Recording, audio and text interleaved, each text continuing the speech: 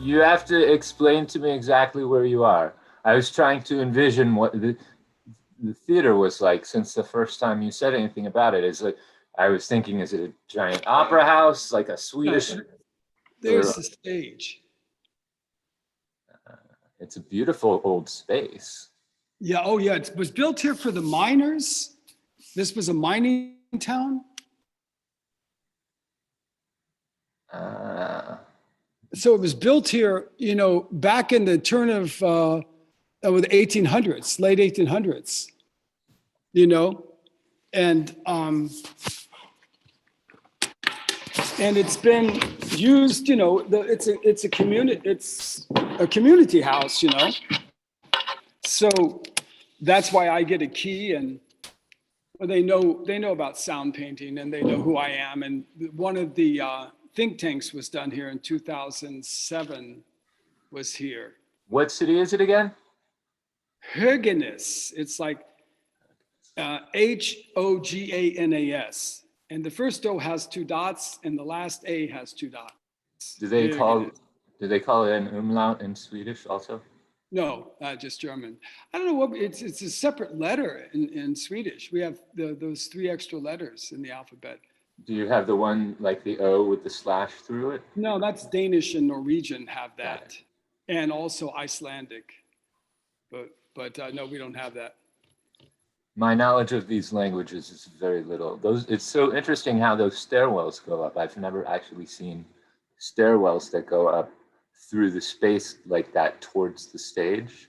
Yeah, it's strange because it goes up to the balconies for people to sit in. Yeah, yeah. Usually those are in the back somewhere. Usually, yeah. It's Because if you get there late and you're in the balcony, then everybody can see you walking up to your seat. I'm afraid so, and even the actors can break the fourth wall and yell at you. Well, it was depending on how the Irondale space was set up. Sometimes sometimes that door was part of the set, so you could kind of go upstairs and around the balcony and come down the other side. But I think we had somebody walk in during Peter Pan one show who was not in the play. Irondale story I remember very well is we were doing,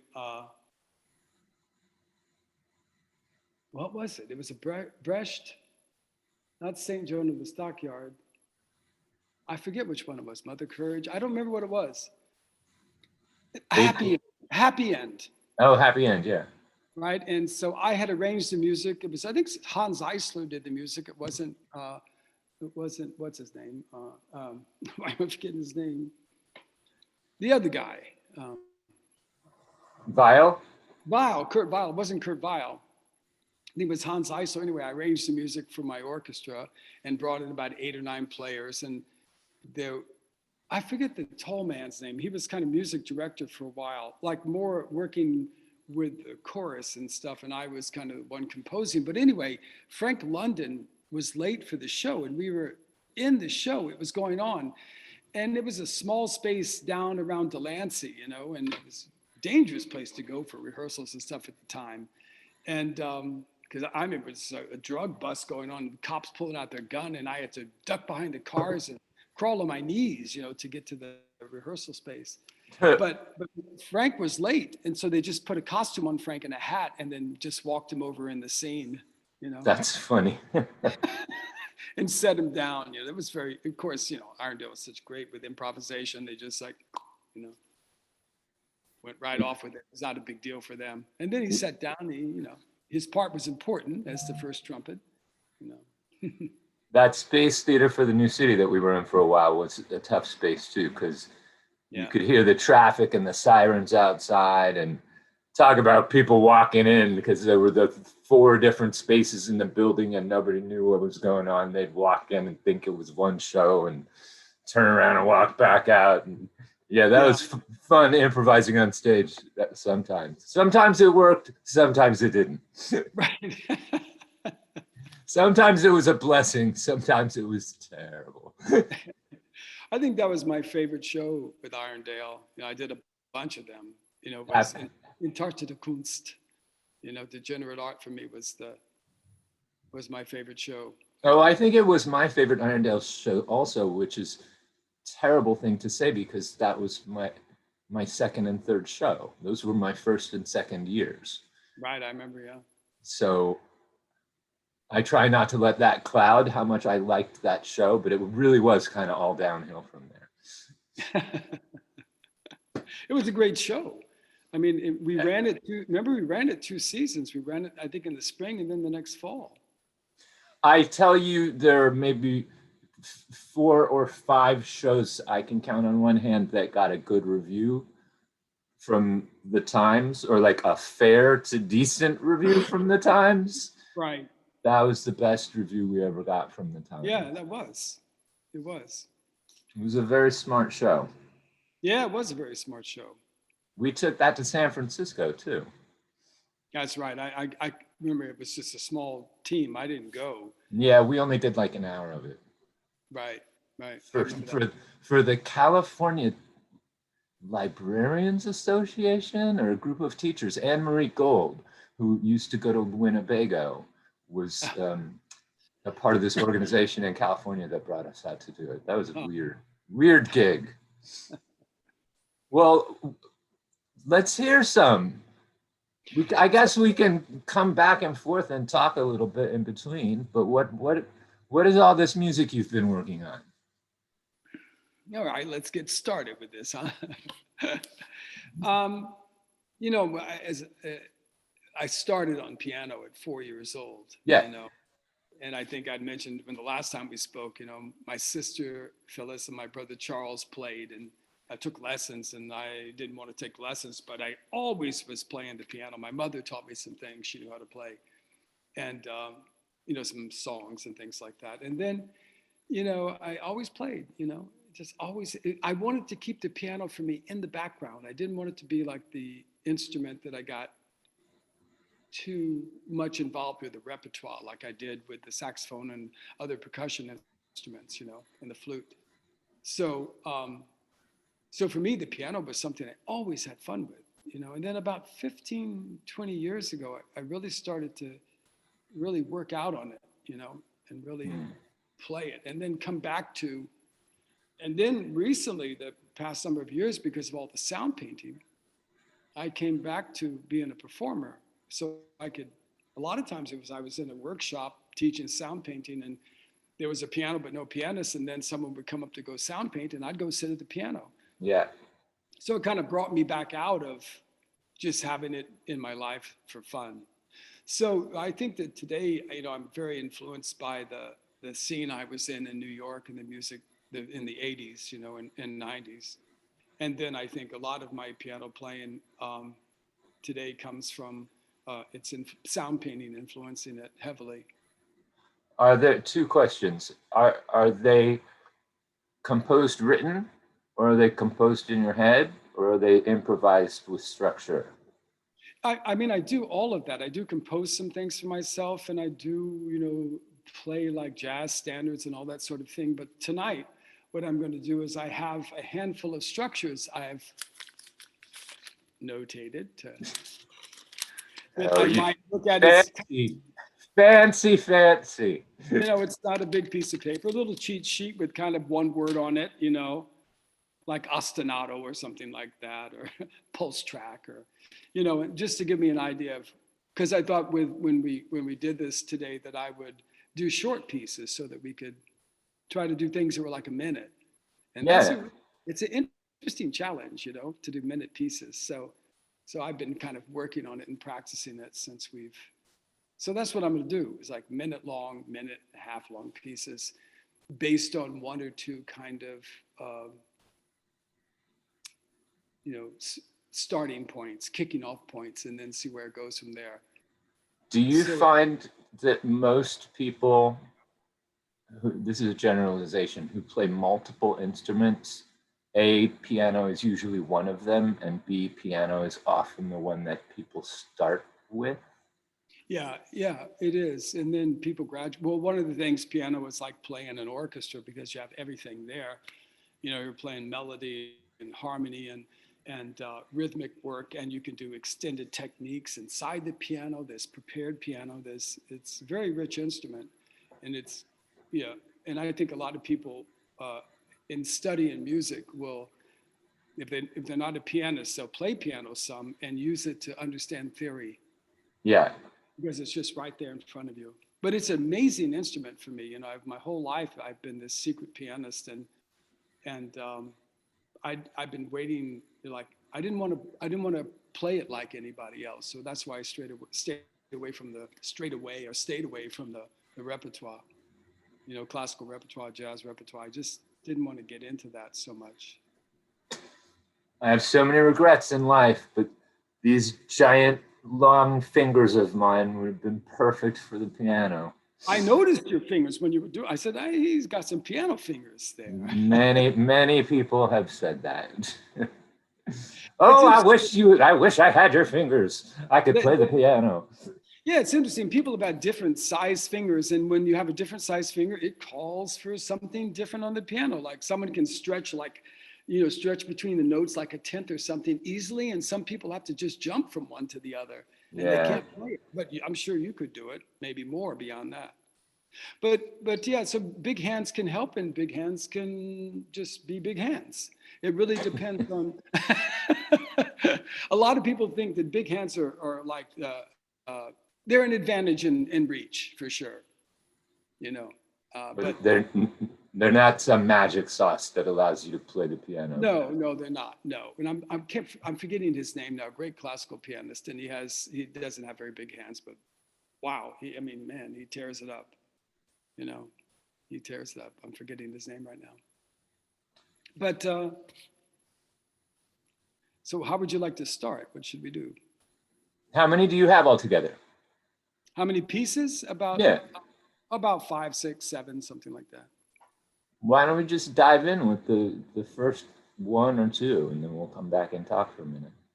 Okay, maybe we'll just take one at a time, right? Yeah. Do you want to introduce them or just play them and talk later? I'll just play and talk. Okay. You know, sort of a warm-up piece, kind of in a way. You know, Cool. although I got to the theater a few minutes before, so I could move my fingers a bit. And yeah, we'll ease into it. Go for it.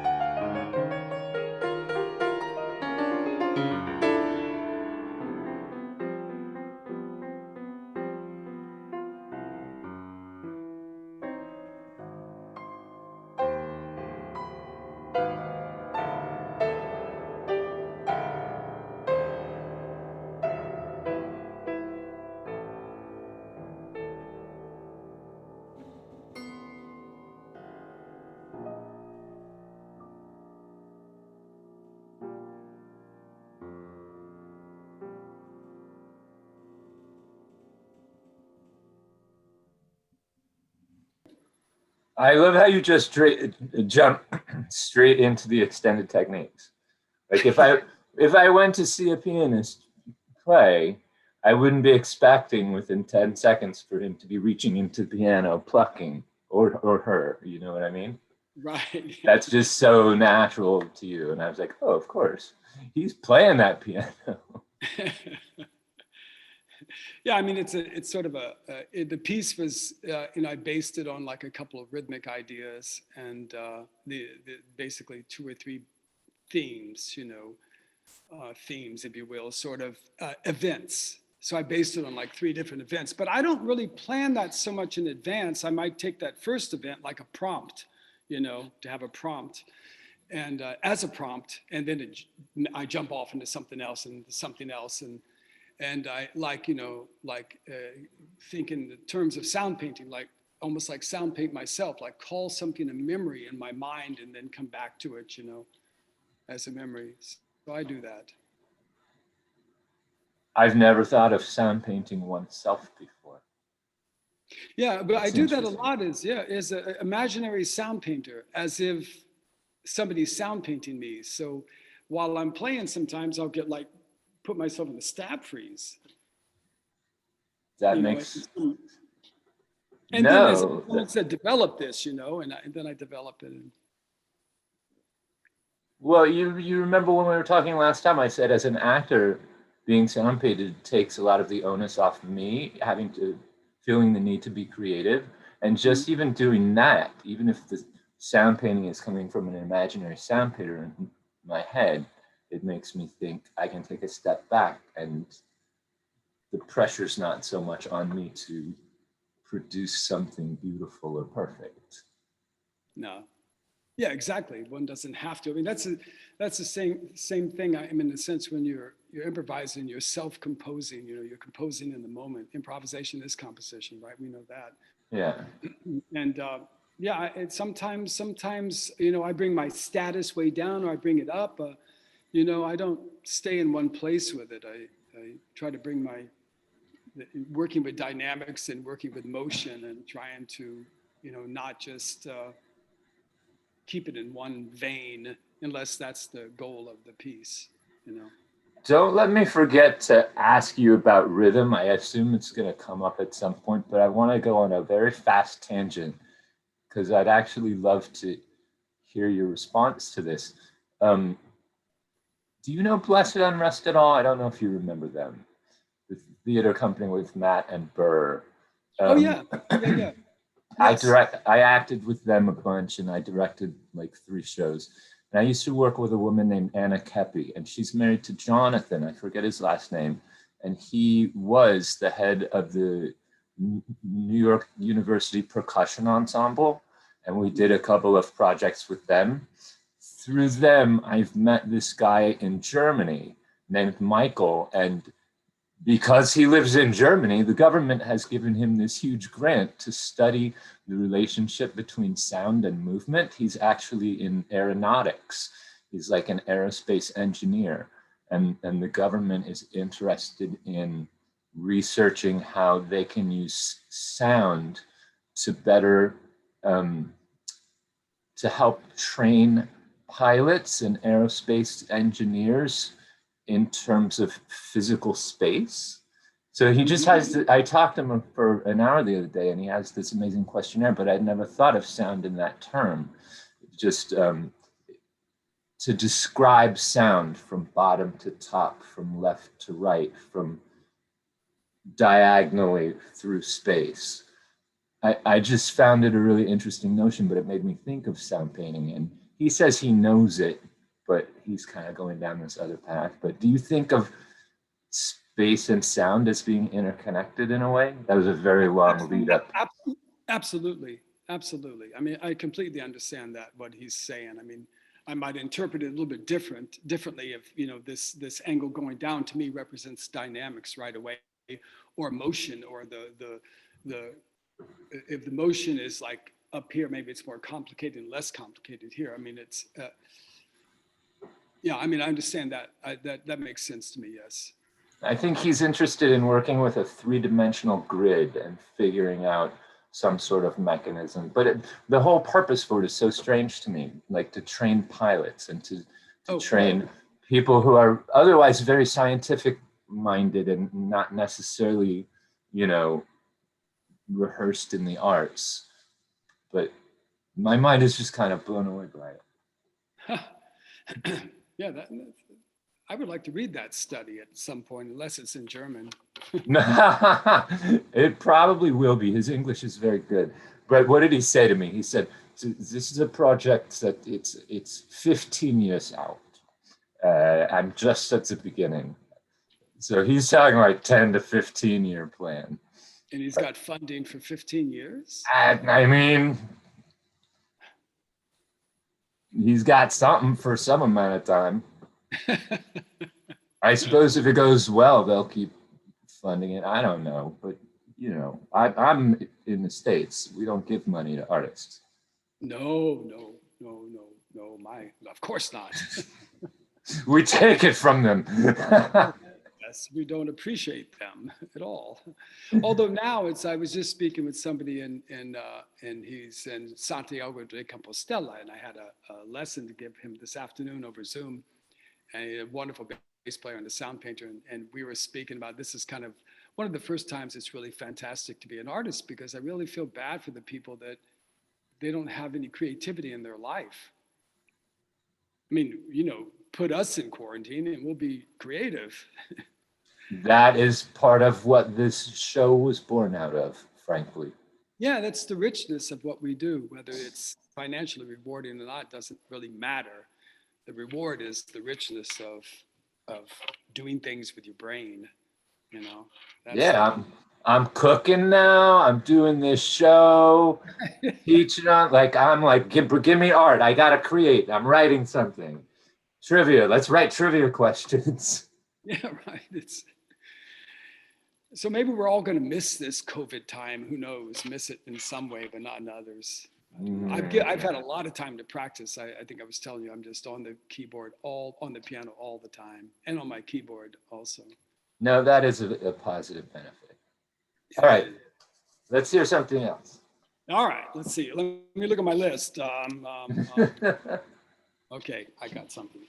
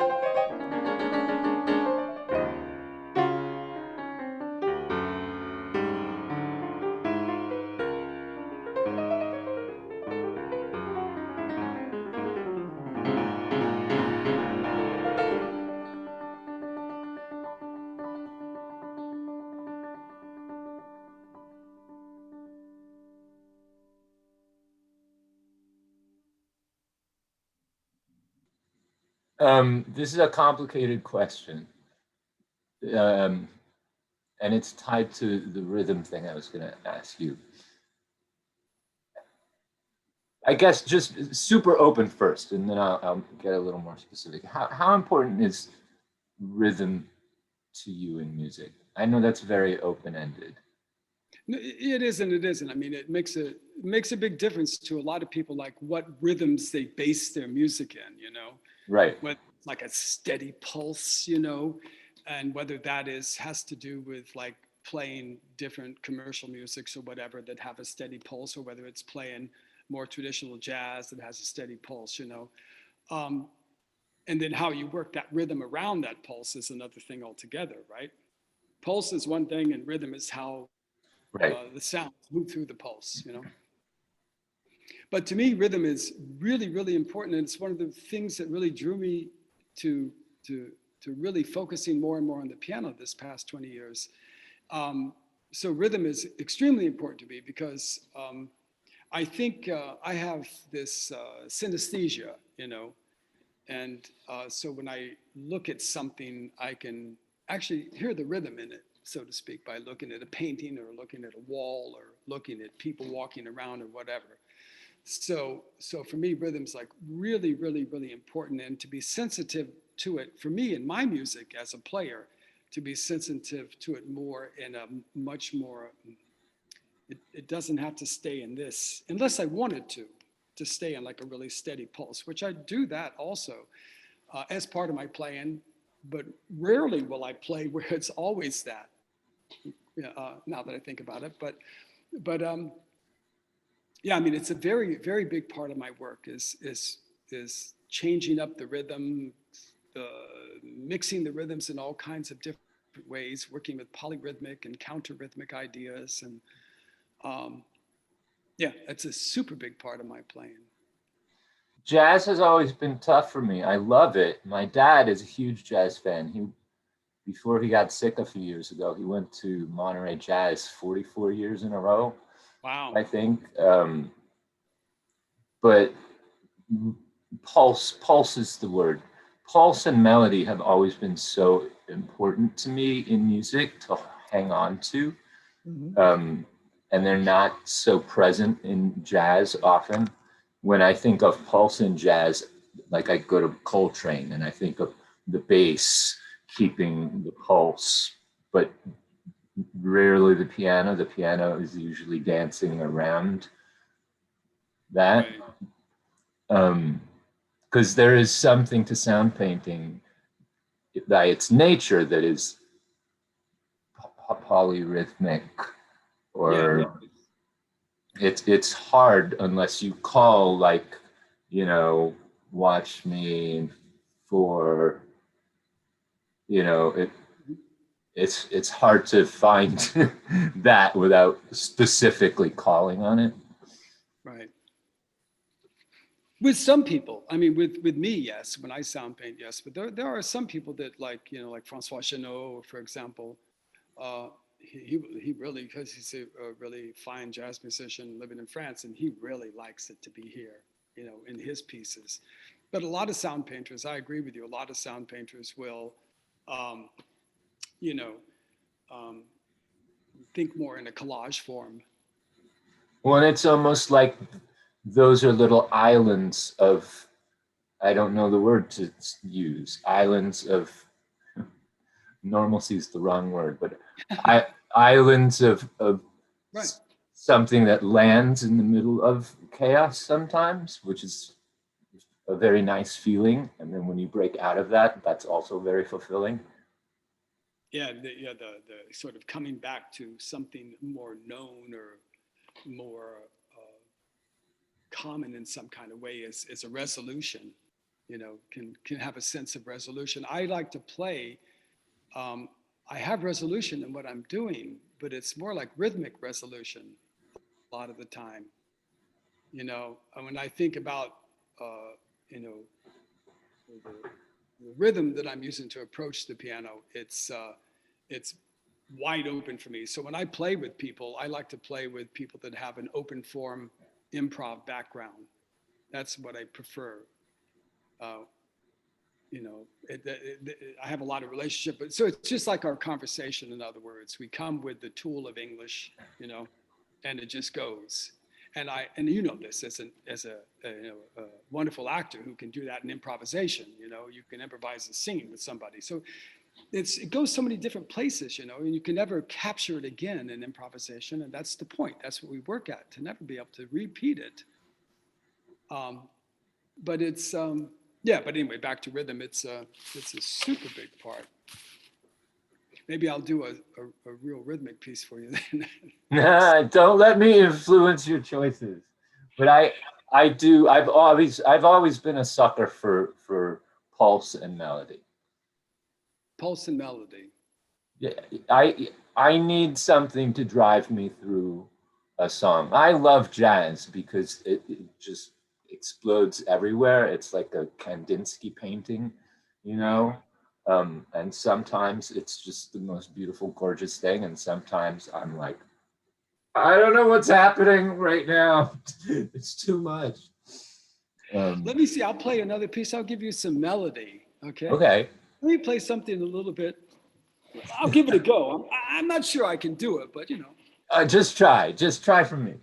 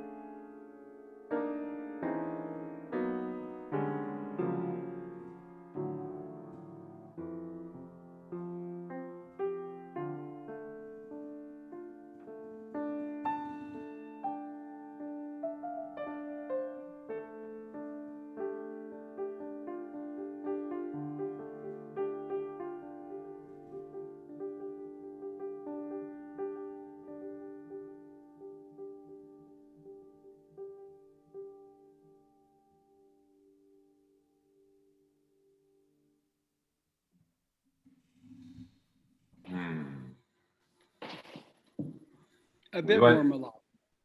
we went to Vince Guaraldi land all of a sudden.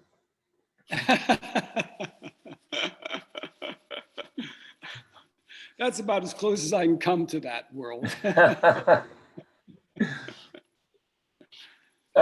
You know, it happened a couple times in that song again too, but I don't think it has anything to do with the volume because there were the two times when I went, you were being completely quiet.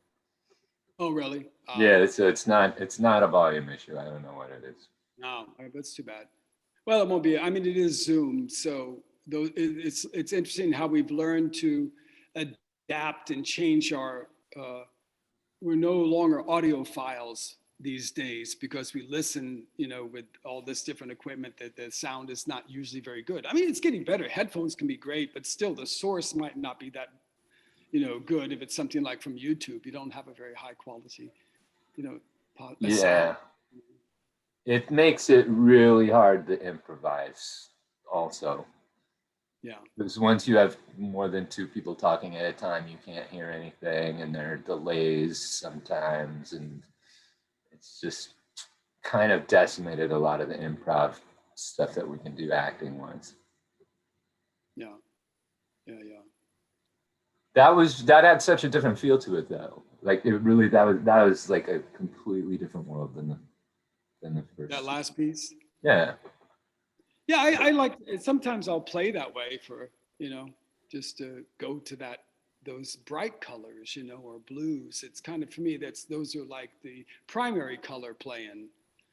Whereas I told you my father was an abstract expressionist painter, so he, I think a lot about the colors. He was brilliant with colors. He just would make these colors that I'd never seen anywhere else. He was really, really brilliant with mixing, and come up with these amazing colors. So that influenced me a lot in my piano playing in those days as a teenager. I'd sit down and improvise with my brother Charles, and we would just like relate, go to think about, you can think about something being a little bit more common, just like a major triad, but something, or like getting into browns and grays and that sort of thing, and that's really kind of how I think when I play. I don't think when I play, but that's how I can what I mean is how I might analyze what I do.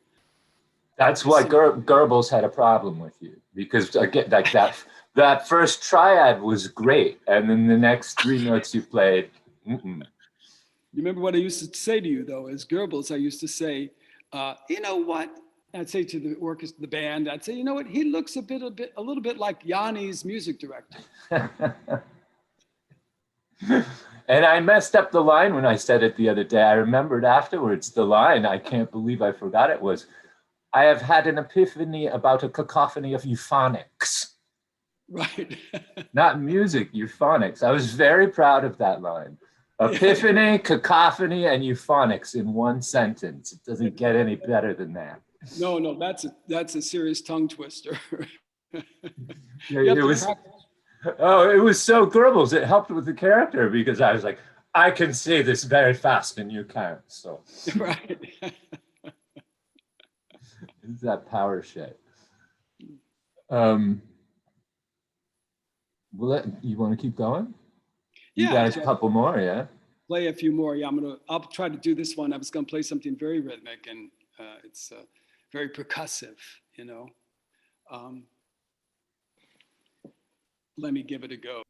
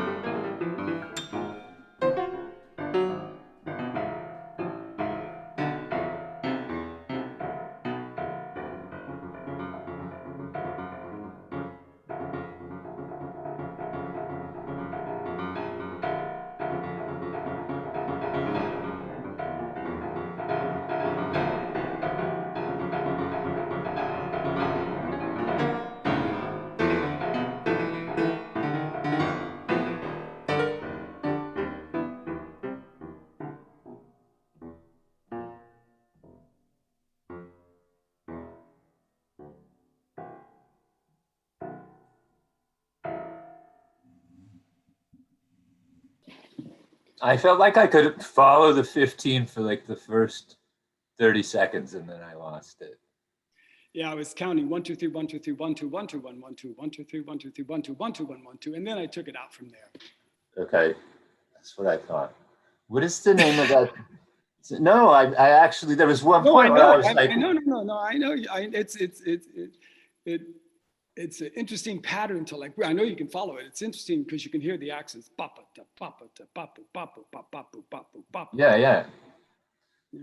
The what's the name of that song? I don't know how old it is. I want to say it's Gershwin or somebody, but it. Right.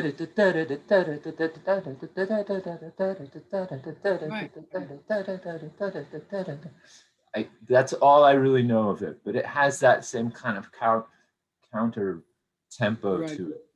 I know And what you mean. Yeah. now I want to find that song and see what that's written in.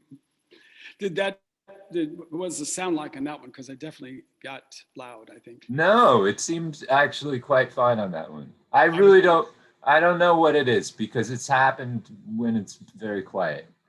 So it's not that bad, really. Oh, good.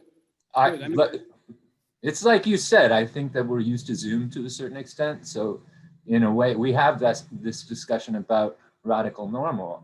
I'm always like, but people know we're on Zoom, right? People know there are issues with audio and video. Like there's certain things that we accept with that. And to a certain extent, it almost makes it more interesting to me because I know it's like live and it's a struggle for everybody. It's not yeah, it is. It is. I mean, I had a meeting yesterday, day before yesterday, and it was for this festival I'm doing coming up in Grenoble in France. And so it was, I speak French, and yeah. but not my first language, but I'm good. I think I speak quite well. And but like with 12 people speaking French on Zoom and the bad sound, I felt like a total beginner. I couldn't follow. I was just, it was very frustrating for me. And it's it's not that I don't understand. It's just all the talk and the sort of the bad sound. And if you don't enunciate clearly, it's really hard to, with any language, to understand with Zoom when there's too many people on it. But we've adapted. I don't know if there's a sound painting gesture for give and take, is there? Give and take, yeah, I mean, there is. I mean, give and take is in kind of call and response. In the theater world, it's in terms of the spotlight's on one person at a time. Yeah, we have actually, it's called Spotlight. Yeah, you've got spotlight, but that's like, okay, focus your attention on this person. Give and take is more of an improv game where, say, you have four people and they're all giving a monologue, or there are two scenes separately going on at one time, but you really only want one person talking at a time. So anyone can start, and then either I stop and give it to someone else, or someone else just takes it from me, and when they take it, I have to stop. Yeah, So that's called coming and going. coming and going with one. Right. Coming and going, with one and then closed. So that it means that you're as a group mind to make one person happen. Yep. And if you don't, there's still the rudeness of cutting in. Yeah. But in coming and going without the closing it, you can cut in and stay in. It's more of a struggle to get that person out. But coming and going with one closed means you work together to leave that one person performing. Nolan and I got into, I don't want to call it an argument, but a few weeks ago about give and take, because at Letter of Mark, they call it take or be taken instead of give and take. And we got into this semantical argument about it. But there was a specific difference about, to me, give and take is one always has the choice whether they're just going to give by stopping because they run out of ideas or because they think this would be a good place to pass the baton. or at any time somebody can come in there and take it if they get an idea and want to build off you, and you just have to give it at that point. Like I guess you could get in a fight with somebody and be like, no, I'm taking it back, but Right. it's that active struggle between people to like, nope, hot potato, yours now. Right. Yeah, it's that struggle that makes it happen.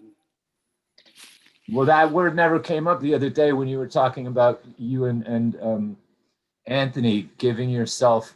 What did you say you did to make it hard on yourself? We gave ourselves an X factor.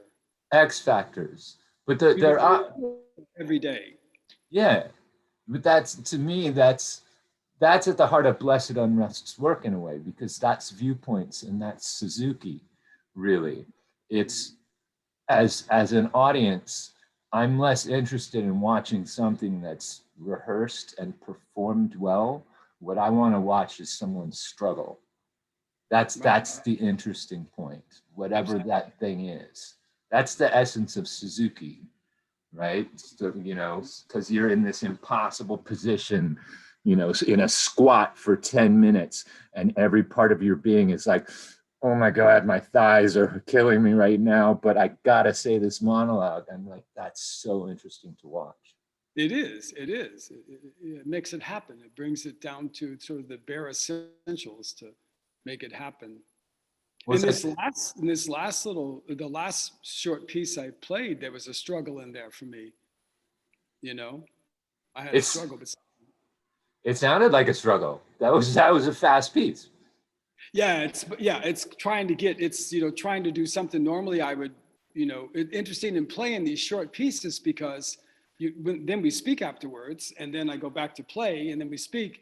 And normally, you know how it is. It's you start something, and you start the process of performing, and you usually continue with it, and it takes you into another space, mentally, and and your mind kind of shuts off what's real and turns it into this world of art, and so when I go to the piano, and then that's there for a minute and a half, that one's a bit longer. Then I come back, then I go back to the piano. It's a real interesting challenge. I like it, that it puts me in a, I have to make these little haiku compositions, They're fun. Shall I do another one for you? Yeah, do another one. And don't take this the wrong way, I swear to God. Like I said, I love jazz, but like a Love Supreme, I'm like, it's like 15 minutes long. Like, okay, like stop already. Like I love kind of jazz in little 2-minute packets. We're interesting. So I have a question for you, though. So then, would you consider what I'm doing? Like, I definitely come out of jazz. That's a big part of my background, but also contemporary music. Yeah. And it is an extension of jazz, and absolutely. But I'm just curious. Do you hear that a lot in my playing? I guess it's because I think of you so much as a jazz conductor and composer that it's hard to unmarry the two. I see. Yeah. I feel like the first piece you played was the most jazzy so far. That like that I wouldn't consider that last piece jazz, or the slower, more melodic one that you played before. But I also feel like jazz kind of runs so deep in you that it's hard to take the jazz out of the jazz. Yeah, that's true. It's true. It is. I think it's if I was to give any kind of a root to what I do, I would say it's so-called contemporary classical music, and more contemporary jazz, coming out of what was called the AACM, which was a big group of musicians that developed a lot of really interesting directions in so-called jazz back in the 70s, and a lot of them moved to New York City in the 80s, and that was a big influence. Anthony Braxton was a part of that scene, a big part of it. So it's kind of a mixture of contemporary, classical music. They embrace that. They embrace Stockhausen and Xenakis and Ives and Wallingford Rieger and people like that. They really embrace Ruth Crawford Seeger. They really embrace these composers that were doing things very different, in a very different way. I mean, and so a lot of my ears, a lot of what I do when I play is coming from a mixture of jazz and that world and this other world that Charles Ives comes out of, you know. I'm definitely not the person to come to as an authority on music. The extent of my response is usually like, that sounded good. I like that. That's a good response. I'm going to play one that's a short one that it's built on rate 1 and rate 2 development in sound painting, you know. So I'm going to do a rate 1, rate 2 development piece. Okay.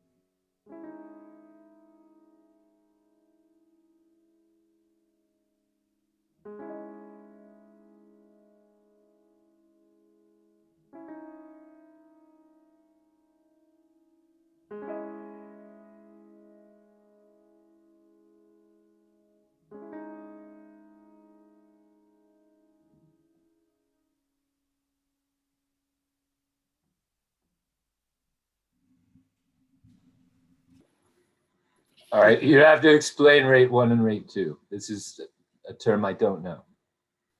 in sound painting, when it's point to point, you point at somebody and you say continue. They take the first 3 seconds of what they're doing as their motif, and then they develop it.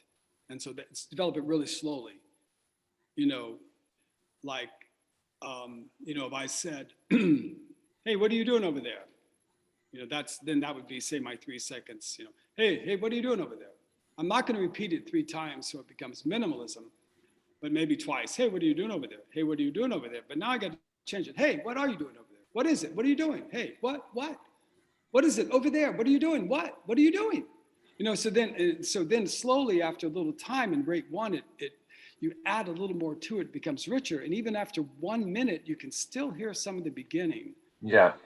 So that's rate 1. And then rate 2 development, when I'm playing, is richer and develops more quickly, more rapidly. So then after 30 seconds, you've moved away from the original motif. So what I did there was mix rate 1 and rate 2 together with a little more slightly open form. But I'm not really thinking, it's like my brain isn't going like, I need to think this way.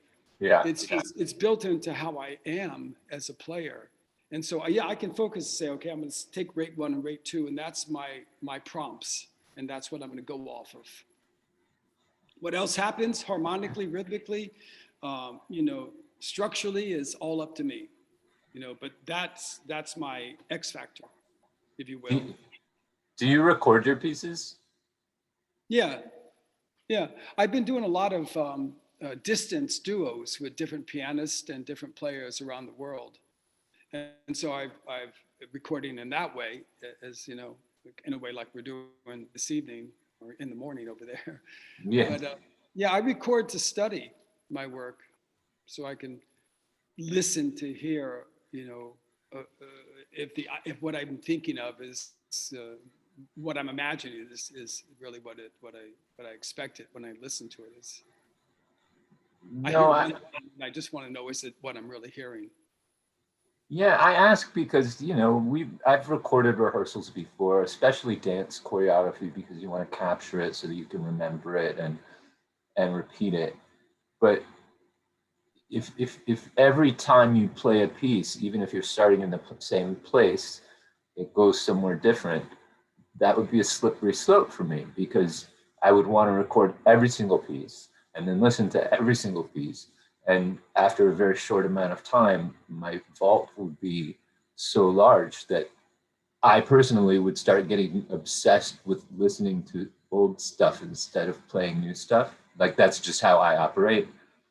The first thing I do after we record Radical Normal is go back and watch it, because I want to see how it went. I want to see places where I missed something, Right. And I find that I can obsess over that at a certain point.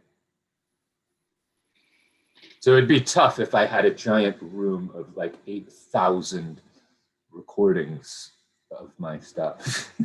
I mean, that'd be really wonderful to do. I wish I did record, like when I'm going to play, like really record lots of pieces. I mean, maybe I will do that now. Is bring my computer to the theater here and start recording a little bit more. I do record mostly, like I say, for study, and then these distance duos that I'm doing. But otherwise, during this COVID time, I haven't been doing that much solo recording. It's actually something working towards doing is having a solo CD, so to speak, a solo recording. No, it's two different things I'm talking about, because if you're doing these distance duos, you want it recorded. It's not just you. You want to be able to watch it and do it again if there's something you want to fix or recreate. I just mean, like, whenever you're playing or doodling, as I want to do with the pen and paper. That was my question. How much of that do you record? So not that much. Not that much. Not that much. I really want to record. I record something that I want to study, something I've been working on, to see if I'm achieving what I'm imagining. Got it. That's more.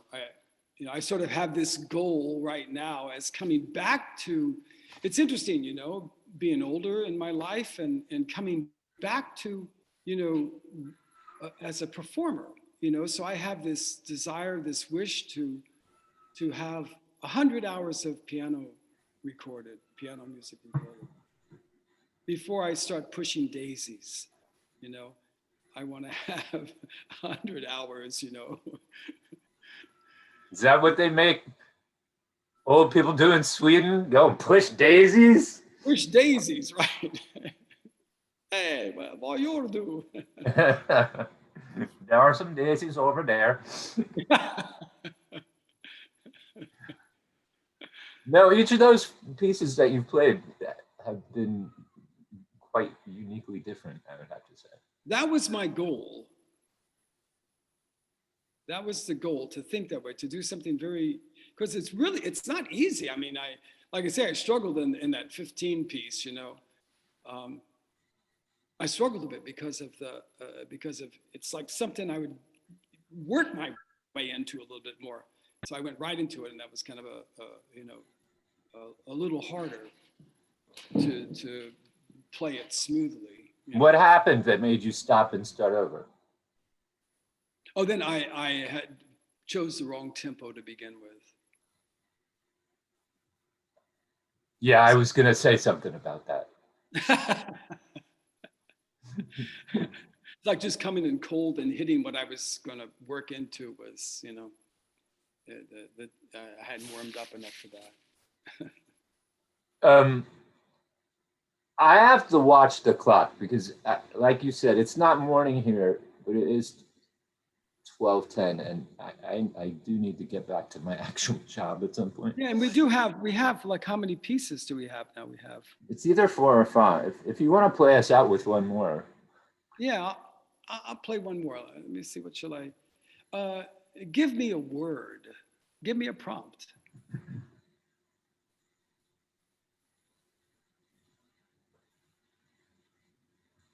Octopus. Octopus. Good one. Okay.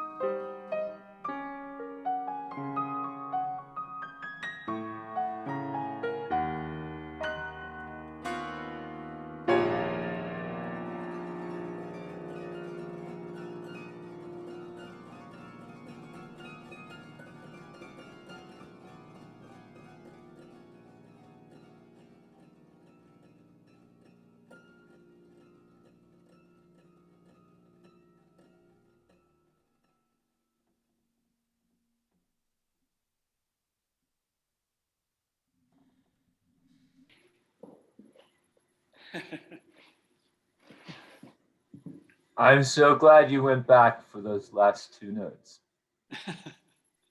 Octopus. That took me on a whole journey. Actually, when you started with the extended techniques inside, I saw like the octopus in the rocks. You know how they camouflage themselves and they're kind of like lurking there. And then there was this whole section of suspension where it was like the octopus came out and it was suspended in the water. Exactly. And then it went down, down, down, down, which doesn't make sense because if it was in a rock, it was near the bottom already. But it went down, down, down, and I was hoping that it came back home at the very end. It did. It was. I gave it a happy ending. That was amazing. No, Una's. You know how many tentacles an octopus has? Is it? I should know. It's not 8. 10? Well, no, it's a trick question, Walter. It is 8, but they don't have tentacles. They have arms. Oh, they have arms, right? Those are technically arms. Squids have right. Squids have 8 arms and 2 tentacles. Those 2 longer ones are tentacles. That's right. Yeah, an octopus used to be have a shell thousands upon thousands of years ago, and it was a mollusk.